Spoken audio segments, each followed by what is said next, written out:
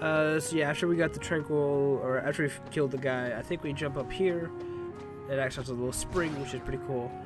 And I think we throw this barrel in this stupid guy's face. Or just, that was weird. Hopefully that's not in the final edit. The weird, like, flip over Ruby. Screaming all crazy. So I want to get rid of these guys as soon as possible because they're going to card break me a lot. Which is annoying. Being card broken in this game really does suck. And I'm getting a lot of skippage, so hopefully it's not in the final edit and that's just my computer being stupid. Please. Please game. Please computer, I guess. Marshall waking? Marshall waking. So I don't really want to fight anymore. I just want to sort of get to the next area. And okay, dorm. Yeah, so these are the key cards that they're talking about. But you can't just use one key card. You need to use additional cards that meet certain criteria. So pick up map cards. Yeah. This one has to be 1 or higher, and as well as the other key. Now, I could use my Feeble Darkness, so they have lower cards, but I wanted to save that for a boss fight. I'm not sure if that works on boss fights. I mean, I would assume so, which would make it easier for me. But since I have 2 of these cards, I was like, okay, I'll just use this. I think it was kind of wasted because the thing about this game is they don't tell you what's going to happen behind the next door, so you sort of seem like you're wasting a card, because this is just another tutorial in the more complex, card fighting style. So it feels like a waste that I just gave like a way for me to fight, or have a stronger initiation when there's nobody to actually initiate on, that sort of thing. Dolan and Gooby are back. Don't pop out of nowhere like that. Just like the first game. Just like the first game. It's not our fault. Yeah, sure it is, Doland. Of course it is. And look who it is. It's a Pluto. I haven't seen this dog in the games. It's like so many games ago. There's nothing strange about that. We came to Traverse Town with Pluto, didn't we? Did we? This is where the memory thing about the game comes into play. It's really cool. No, wait, one sec. We're in a freaking castle. It's before you and met Sora that you came down to Pluto. He's right. We were chasing after Pluto, and that's how we ended up in Castle Oblivion. But aren't we in Traverse Town? What? Well, it's not really Traverse Town. It's Traverse Town inside stuck in Castle Oblivion, yeah. This is where the cool, memory thing about this, where they keep forgetting what happened to them. Oh, it's so cool. Let's just keep moving forward, defeating Heartless, and look who shows up. You better be careful, or it's the Heartless that are gonna defeat you. Cause I'm Leon, and I sound cool. Not when I'm sick, though. Like today. I sound all stuffy and crappy. Leon, it's you. What are you doing in Castle Oblivion? The fuck are you talking about? Are you drunk? This is Traverse Town. And how do you know my name? Who are you? Lol, what? I don't know how to do an exclamation point. Exclamation point! Yeah, so he's never seen me before. Look, I don't know what you're talking about. Are you drunk? Right? How do you know my name? I don't even know your name. It's like, what? You don't? What the hell, man? How could you just, forget about us after all we've been through? Yeah, what? I feel bad for you, but you've got the wrong guy. Happened all the time. Don't take it personally, Sora. Lol, what?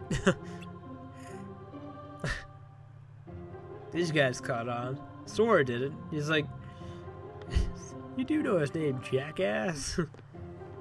Now, hold on. What the fuck? How do I know your name? This is the abridged version, don't worry. You think Leon's just kidding around? I don't think Leon is a funny kind of guy. It's Leon, the serious guy. Who's kidding around, Goofy. You and Donald are the ones who... Stuff. I don't get it. Something's wrong with my memory. What's happening here? I don't know, Leon. Maybe Aerith was onto something. I mean, she's still alive, so she has to be onto something. Like, it's a Final Fantasy VII thing. She sent some uncanny kind of power, and she asked us to look into it. Well, this is not as uncanny as it gets. I mean, it's pretty weird. Maybe she takes toward Aerith. Luffy, you know my name. Oh, Yuffie, not Luffy. Wow. Looks like you know me too. You know him? Not at all. This guy's a total stranger. Stranger danger. Stranger, yes, but convenient. How is it that you could accept the situation so easily? I don't... What drugs are you on? Just pass them over. She's gonna go fill Aerith in, Leon, give him the Grand Tour. And by Grand Tour, it means another tutorial on how to fight. And Leon's just like, whatever. I'm Leon, I don't care. I know you use pondering over it. Law, whatever, let's go with the train. Teach you how to protect yourself in battle. So this is where it gets more of a technical game. It teaches you card break, it teaches you sleights, it teaches you... yeah, here's card break. So the numbers range from 0 to 9. The higher the number means the stronger the card, with the exception of 0. If you play 2 cards at the same time as your enemies, you get card broken. See, he has a 4. If I play a 6 or 9, I break his card. If he has a higher card, he breaks my card. So playing a higher card than your opponent and breaking through their defense is called a card break, which can be really annoying when you get card broken. Playing a lower card results in your attack being deflected. Even powerful attacks can be deflected if the enemy card is higher, or whatever it said. If you get card broken, you have a... Oh yeah, so 0 is the exception. No matter what card the enemy plays, you can break it with the 0. But if you play the 0 too soon, enemies can break it down because it's got a very low number. They're the most powerful when it comes last, or useless when it comes first. Yeah. Card values also affect cost of assembling a deck. Keep that in mind. So higher cards cost more. Now it's time to teach you sleights. Battle card ones at a time. You can assemble 3 cards and use them all at once. This is called stocking. Makes it more harder or stronger and higher value because it adds all the values up. So if I just randomly hit 3 triangle 3 times, I now have a slight dash worth 15 points. Even yeah, that's 15. So it adds all the numbers up together. Which is usually a high number, higher than 9 generally, so you can more often than not then have your combo be attacked or go through and not have to worry about it. The problem with it is that the first card in that stock doesn't always come. I think it. I forget the exact wording of it. Blah blah blah blah. Learn a slide or 2. Yes. Come on. Give me. Yeah, keep one thing in mind. Here it is. So every time you use the stock card, you lose the first card you picked, and you can't reload it until the end of the battle. That's it. Okay. So you still own the card, but it won't be in the actual fight at the time. So if you keep constantly using sleights, you end up losing most of your cards. If you use all of them, then you're pretty much SOL. So you want to have this like general balance of having sleights as well as some normal combos. Which makes the game more technical, I guess. Yeah, so more or less we understand what the fuck's going on. Here, I found this laying around. Here, I just found this on the floor. It might be a good gift. This is another key. This is Simba. Ooh, damn. As well as a key of guidance. This is for the next area. The Simba card, however, can be put into our deck, which we do, and it's sort of like the summonings from Kingdom Hearts 1, except you can summon Simba, who does this little damage, which I think is one of the coolest things in the game, because I like it does like this AoE damage. However, it's very hard to actually hit it. So I take out the 7 card, as well. I think I keep that. Yeah, that should be good. If you notice that all the attack cards have weapon, no weapon power, it's either based attack, not this is D plus, so it barely does damage. And I think with different kingdom keys, instead of like getting an actual, you know, weapon, it instead gives you different cards with different weapons on top of it, which is interesting. I'll give it that. As much fun as it is to like unlock a new weapon and then have it like attack with a new weapon, it sort of just gives you this a makeshift card, and you're like, okay, that's a higher rating, I guess. The door disappeared on me, and now I have to move forward into the next room, and I wanted to try out combat apparently. Oh yeah, I want my symbol card. This is probably one of the worst rooms in the world. The problem with this card is that if you hit it, if you like target it, it goes to the target person you have activated. So if you know you've got a little reticle on one of them, and he's to the left, like this guy was, you completely ignore everyone on the right, unless like you get him to angle it properly. I don't know. It's weird. It can be kind of finicky trying to get that. The only thing I don't know about the cards so far is what the creature cards do. Because you can get cards from enemies, like bosses. That's another big one. But I don't really know what they do. I think they're like buffs that you can put on yourself to do certain like damage things.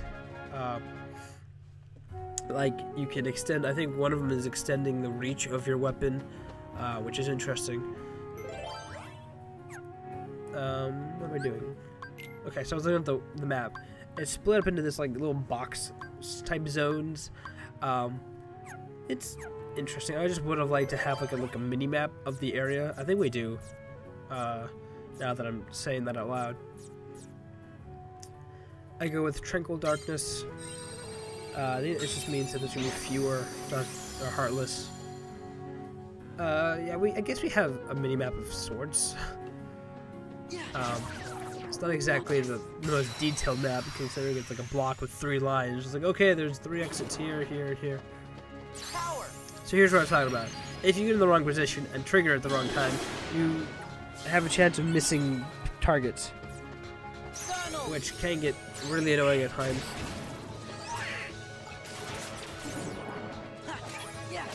Especially when you're like, oh shit, dude, I can just walk in and like, you know, do this really cool move, and then it's like, how about you fucking don't? You're just like, oh, okay, fine then. Oh yeah, also with the magic in this game, you cannot actually use said magic to kill flying things unless you are elevated. So you have to jump and use magic, essentially. That's the only way you can use magic to kill flying things, which I didn't realize until much later. Much later than I should have. I should be raising the card power. So more often than not, I'm probably going to be raising card power over my health. Although I will be trying to raise health as well, because health is very important, especially when you suck ass at combat. So Tranquil is not going to be attacking me. So I guess Tranquil Darkness does mean that.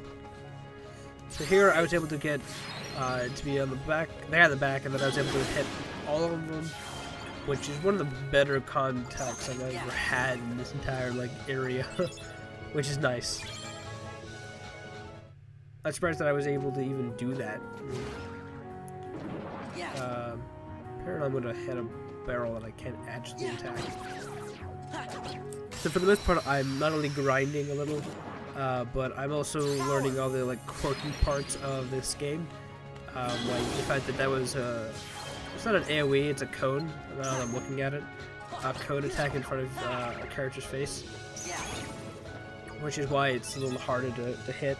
If it was AoE, it would be easier. But I mean, it makes sense since he's roaring at someone. Oh, that sucks. My box picking up skills was not as fast as I would have liked. I'm pretty sure I have the 2 mage dudes. So this is where I try to do combos, and the combos are actually pretty similar to the like what you would do during the main game of or Kingdom Hearts 1, I guess, because this is technically a main game.